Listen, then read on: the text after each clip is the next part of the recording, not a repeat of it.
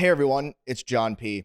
In this video, I'm going to be sharing with you 6 things that I've learned in the watch industry building Delray Watch over the last 7 years. These are going to be 6 things that the watch industry really doesn't want you to know. But before we do that, I do want to make a quick follow-up comment on the previous video that I did release where I talk about how I'm leaving Delray Watch. Yes, that's right, leaving Delray Watch, though on a very high note. If you want to see the full explanation why, please see the link in the description below, as well as you can see the inner workings of why this is a phenomenal thing for Delray Watch, Federico from Federico Talks Watches, and myself over on his YouTube channel, Federico Talks Watches, also link in the description below. And before I jump on to the 6 things that the watch industry doesn't want you to know, and I've come to find this out over the last 7 years, is that I've also launched a new YouTube channel just called simply John P, where I'm going to be talking about other things, a little bit more behind the scenes, my life, the things that I'm into, the music industry, as well as startups, investing in these things, some interviews with some very interesting people that I've come to meet, not only here in Palm Beach and South Florida, but also in other parts of the world. So make sure to go, and I would appreciate it if you did follow over to that channel, link in the description below. And I do want to say actually one more thing I promised before we jump into it, is this is going to be the last video that I publish on this channel for probably a few weeks, because the reality is over the last 7 years growing Delray Watch, I simply just not take a vacation, right? I'm kind of that person where I get wrapped up into projects and things and I keep going. And I realized, after leaving Delray Watch that, I really just haven't taken a break. I've been going. So I'm going to be taking a couple of weeks here to kind of, de-stress and, regroup and really focus on bringing you some awesome content on this channel with watches into the future. Yes, I'll still be talking about watches, longtime watch geek, 15 years or so, but also over on my other channel, John P. So moving onward, let's go. The first thing, there are major players behind the scenes in the watch industry. The things you see online are really just the tip of the iceberg and maybe not the full story. This is a very old industry, several hundred years old.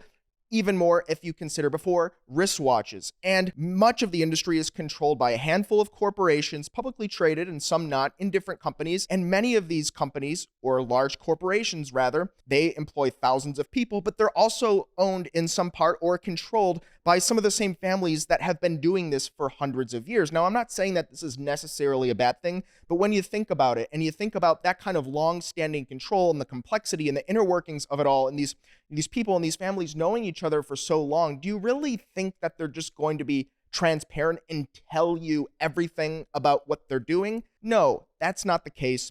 And when you get these large companies, these large organizations, being able to kind of keep up with the times is really hard. There are a lot of brands and micro brands that have managed to do it. But when you work with these old school brands, with that comes a lot of old school mentalities and undesire to change, right? Why would they change if things have been working so well for hundreds of years? If they can just keep you from knowing certain things, the rest of this list that I'll share, why would they change? It doesn't make sense. They've been profitable for hundreds of years. Why would they change in a matter of a couple of years just because we have YouTube and the internet? So this is something to keep in mind. A lot of this, they simply just don't want you to know. Now, another thing they just don't want you to know is that the reality is most modern watches today are reliable. You really don't need to have that METAS certification or that COSC spec. Chronometer, spec, and certification really doesn't mean a whole lot any longer, right? The thing is, while watches have certainly matured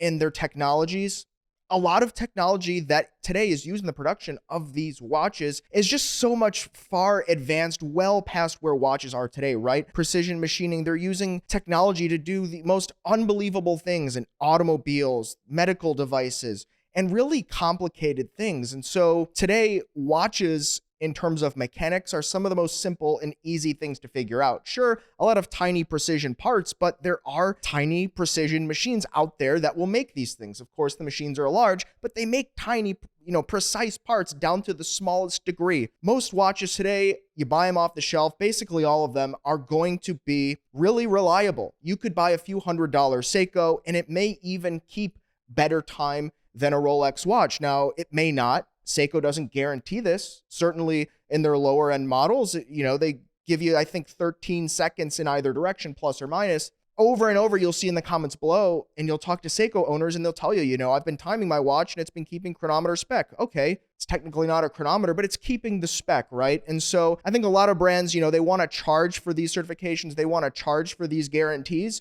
Most brands they're just not going to ship you a watch that's not going to run. Having to take a watch back and, service it, regulate it, and time it, that's a lot of work, that's a lot of labor, and that hurts the brand. They want to ship you watches that work, and they want to ship you watches that you want, and they can easily do so today without necessarily needing the spec. So, a $300 watch could keep just as great of time as a $10,000 watch.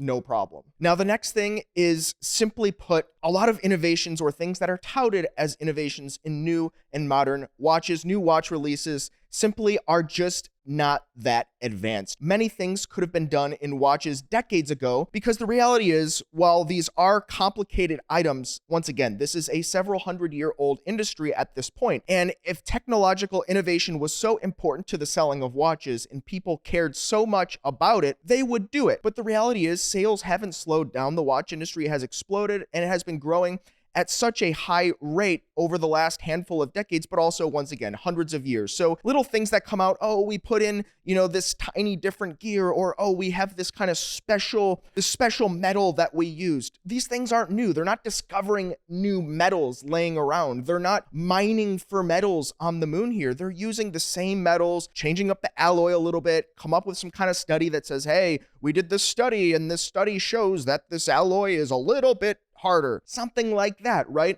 And so when you see these technological improvements, these things have been around, and JLC is a perfect example. I think they actually do things the right way. They have made and designed over 1,000 movements. They've lost track at a certain point because they have been known as the watchmaker's watch brand. And so they've been doing this thing ongoing, and they've been actually supplying movements or movement architecture to a lot of other brands over the years. And you see this with specialty movement manufacturers out there. It's just the simple choice by most brands is to not put these things in because it doesn't make financial sense. So it could be better, but they've shown on the numbers it doesn't need to make sense or be more technologically advanced in order for customers to buy the watch. The next thing is, the watch market today is a lot of marketing. A brand finding a niche, finding a community of people that really associate themselves with a thing, and then trying to capture them as customers. It's not necessarily just about making a great watch. Once again, watches are great in general. It's come such a long way. You don't even need to be a luxury watch to keep great time or have good specs or be made of, good materials. It's not a necessary thing. Different parts of the world, the labor market's a little bit different. The reality is, brands today just focus on the marketing, right? Because if you have 100 brands that are all offering kind of the same thing, right? Maybe little subtle differences in the watch. But when you think about all of these brands offering very similar products, oh, we're not going to put a logo on the dial. Oh, we're going to have a sapphire case back. Oh, we're going to do this. How many unique different things can they do with the actual product? And the answer is not enough to keep up with the endless amounts of competitors out there and the endless amounts of nonstop competition competing for the same group of people. And so what do? They compete for different groups of people through marketing. Panerai goes out there and they do the Save the Ocean thing and the eco materials, the eco ceramics and all that. Okay, I get it. They're going after a certain group of people. And then Oris does a very similar kind of thing with the ocean and the lake cleanup. All right, not a bad mission. Kind of cool. I get it. That's kind of the direction they're going in. And then you have the brands that are going after more, aviation. Think the IWC with their pilots. No longer Breitling. They're not so much aviation, but they've gone after surfers. They've gone after rugby. They're going after kind of the muscle car enjoyers. And then you have Rolex, which, they're kind of for anybody, but they seem to be heavily involved in the golf space and tennis and so on, so forth. You get the idea. A lot of the watch industry today is simply marketing, and the watches are very comparable. If you take a step back outside of the marketing and kind of the positioning of the brand, a lot of these watches are much in the same. And personally, I really don't have a problem with this. I think it's totally normal in the competition sphere of businesses, right? You have to offer something unique or put a unique spin on it if you want to capture a different segment of customers. Totally fine. I get it. It's a very cluttered space today. Now, this one I think many people will find interesting. Many micro brands, if not most, are made in the same three factories. Now, I don't have anything against this. I think this is fine. And if you're a micro brand and you have limited access to capital and limited resources, I think it makes a lot of sense to shop it out, hire someone, and work very closely with them. And there are a lot of great micro brands that do this, but it boils down to three main companies: Walca, Roventa, and Xantia. Now, I'm not going to go out and put a lot of micro brands out there on blast because, once again, I don't view this as a negative thing, but I really do wish and I hope that as the watch industry continues, that more of this becomes transparent. I'm a big fan of transparent, brutal honesty, and I think it's better for everyone. If you kind of have to prop up a business based on like a lot of marketing and fluff and smoke and mirrors, I just don't see that as being sustainable, especially with communities online like this. You guys out there, us talking about this, posting things on Instagram, going back and forth. Information spreads so quickly, and I just don't see the kind of holding things secret or smoke and mirrors model lasting long into the future. So I do hope that that really does change in the future. Lastly, not all in-house movements are created equal. In-house has kind of changed the definition of what it means over the years. In-house kind of started with a watch movement that was totally made and manufactured by the watchmaker, but because a lot of brands shop out a lot of parts of their assembly and manufacture and design process, depending on what they specialize in, they shop it out. A lot of movements today are either exactly or based on an ETA caliber like a 2824 or a 2892, or of course, a Solita, which is actually based on the ETA 2824 and 2892. There was a period of time where the ETA designs did have a patent, but because they are so old, the Swiss government actually had ruled that it was kind of not quite public domain, but other companies there could use the same architecture to come out with their own movements. So you see a lot of that today where in-house movements, maybe they have some modifications, maybe they change a plate or a bridge or some component, but the basic structure under